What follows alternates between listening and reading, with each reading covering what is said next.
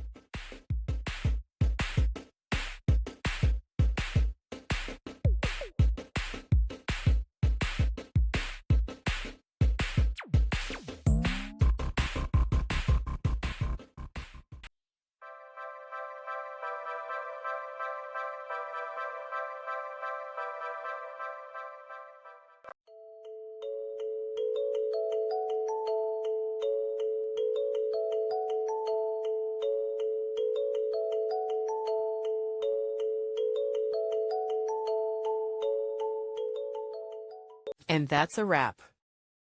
I hope you found the answer you were looking for. If you did, take a second to hit that subscribe button. It really helps out. And let me know in the comments which solution worked best for you. See you next time in the debug zone.